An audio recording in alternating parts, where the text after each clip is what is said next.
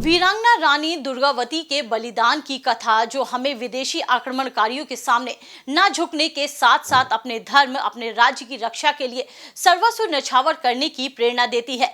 भारत सदैव ही वीर सपूतों और वीरांगनाओं की जननी रही है। मातृभूमि पर जब जब विदेशी आक्रांताओं की बुरी नजर पड़ी है या विदेशी आक्रमण हुए हैं, तब तब इस संपूर्ण भूभाग की रक्षा के लिए किसी न किसी महान विभूति का अवतरण अवश्य हुआ है।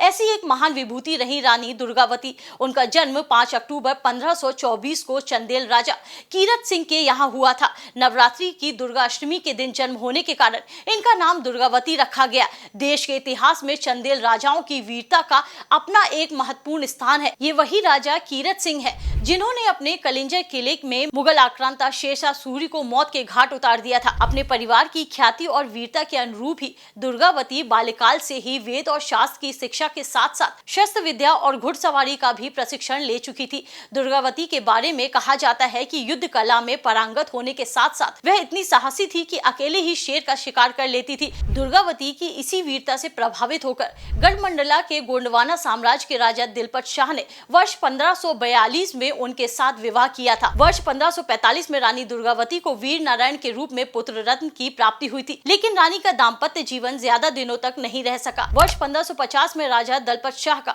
अल्पायु में स्वर्गवास हो गया, जिसके बाद रानी दुर्गावती ने गोंडवाना साम्राज्य की बागडोर अपने हाथ में ले ली। रानी दुर्गावती ने गोंडवाना साम्राज्य के 52 गढ़ों में 57 परगना को सुव्यवस्थित कर बुद्धिमत्ता पूर्वक अपना शासन चलाया।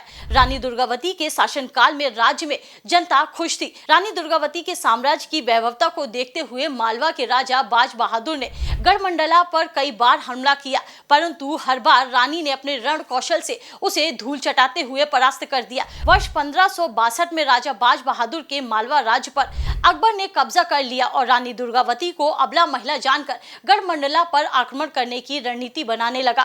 तब बाज बहादुर ने अकबर को चेताया कि रानी दुर्गावती एक बलशाली और रण कौशल में माहिर योद्धा है। उन्होंने अकबर को स्वयं उन पर आक्रमण न करने की सलाह दी। इसके बाद अकबर ने अपने खास सेनापति आसफ खां के नेतृत्व में एक बड़ी सेना को 1564 में धावा बोलने का आदेश दिया। रानी दुर्गावती को जब यह बात मालूम चली कि आसफ खां के नेतृत्व में मुगलों ने उनके साम्राज्य पर हमला कर दिया था, जिसके बाद उन्होंने भी डटकर सामना करने का निश्चय किया। रानी दुर्गावती अपनी कुल देवता राजा राजेश्वरी माता की पूजा अर्चना कर हाथ में तलवार लेकर स्वयं अपनी सेना के नेतृत्व करने लगी और आसफ खां सहित मुगल सेना के छक्के छुड़ा दिए।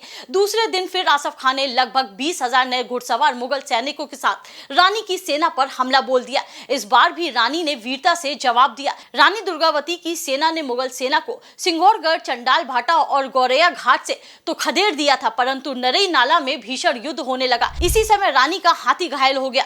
बरसात के दिन थे, नाले में पानी भरा हुआ था, इसी कारण हाथी नाला पार नहीं कर पा रहा था और यही रानी मुगल सैनिकों से घिर गई। युद्ध में अपनी पराजय देखते हुए रानी दुर्गावती ने अपने खास सैनिकों के साथ पुत्र वीर नारायण को सुरक्षित स्थान चौरागढ़ भेज दिया और निश्चय किया कि वे आक्रमणकारी मुगलों के हाथों अपने प्राण नहीं त्यागेंगी। इसके बाद उन्होंने अपने महावत को आदेश दिया कि शत्रु उनके शव पर हाथ भी ना लगा सके, ऐसी व्यवस्था करे। फिर उन्होंने 24 जून वर्ष 1564 को अपनी सम्मान और रक्षा के लिए राजा राजेश्वरी माता की जय और जय भवानी का उद्घोष करते हुए अपनी ही कटार से गला काटकर अपने प्राणों की आहुति दे दी। नमन है ऐसी वीरांगना को।